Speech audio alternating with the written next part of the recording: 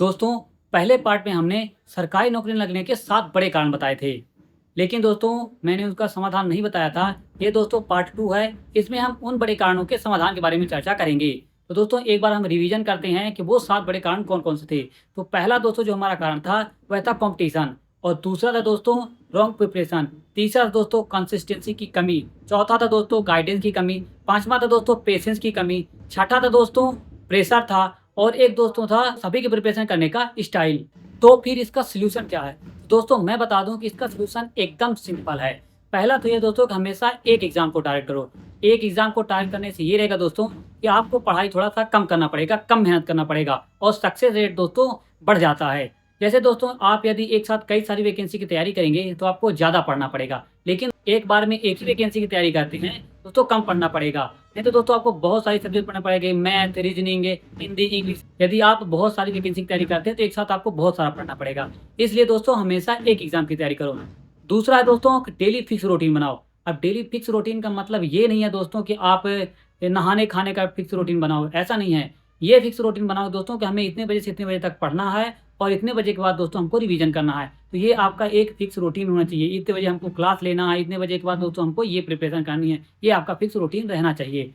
तीसरा है दोस्तों कि आपको रिवीजन स्किप मत करो। ध्यान रखिए दोस्तों, चाहे कुछ भी हो जाए दोस्तों, आपको रिवीजन स्किप नहीं करना है। यदि आप रिवीजन नहीं करेंगे तो आपने चाहे जितना पढ़ा हुआ है, वो सब के सब ज़ीरो है दोस्तों, क्योंकि आप उसको भूल जाएँगे। 1 दिन, 2 दिन, 3 दिन तो याद रहेगा, लेकिन आप यदि सोचें कि लंबे समय तक आप याद रखें, तो उसको आप लंबे समय तक याद नहीं रख सकते हैं। इसलिए दोस्तों रिवीजन बहुत ज़्यादा ज़रूरी है।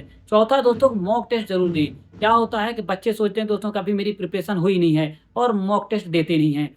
वो सोच लेते हैं जब मेरी तैयारी हो जाएगी तब मैं मॉक टेस्ट दूँगा। तो दोस्तों मॉक टेस्ट का मतलब ये नहीं है कि आपको पूरा मॉक टेस्ट देना है।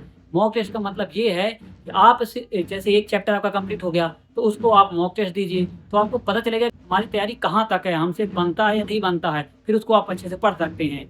5वां है दोस्तों फ़ोन और डिस्ट्रैक्शन को दूर रखो। क्या होता है दोस्तों कि आप फ़ोन पास में रख लेते हैं, तो जैसे ही कुछ नोटिफ़िकेशन आता है, आप सोचते हो कि मैम 1 मिनट के लिए फ़ोन देख रहे हैं, लेकिन दोस्तों उसमें काफ़ी टाइम चला जाता है। और दोस्तों डिस्ट्रैक्शन जैसे कि आप फ़ोन तो है ही एक डिस्ट्रैक्शन, दूसरा दोस्तों के दोस्त आ जाते हैं, बोल देते हैं चलो चलते हैं, खेलने चलते हैं, बाद में पढ़ लेना। तो इन सब डिस्ट्रैक्शन से भी आपको दोस्तों दूर रहना है। और सबसे ज़रूरी बात, एक्सक्यूज़ अर्थात बहाना छोड़ो। अगर स्ट्रेटजी गलत है, तो उसे बदलो। अगर शेड्यूल खराब है, तो उसे ठीक करो। अगर फ़ोकस कम है, तो उसे ट्रेंड करो। कुल मिला के दोस्तों शॉर्ट आंसर यही है कि लोग आजकल सरकारी नौकरी इसलिए नहीं ले पाते हैं क्योंकि दोस्तों कॉम्पिटिशन ज़्यादा है, डिस्ट्रैक्शन ज़्यादा है, कंसिस्टेंसी कम है, स्ट्रेटजी वीक है, गाइडेंस की कमी है, पेशेंस की कमी है। यही कई सारे दोस्तों कारण हैं। लेकिन दोस्तों अगर आप सही तरीके से चलो, तो मौका अभी भी है।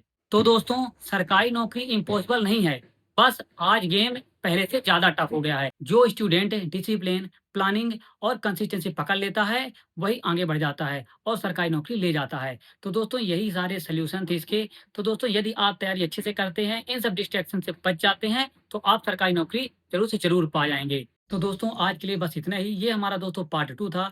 पार्ट 2 देखने से पहले दोस्तों आप पार्ट 1 ज़रूर देखिएगा। हम मिलते हैं हमारे नेक्स्ट वीडियो में। आज के लिए बस इतना ही। धन्यवाद।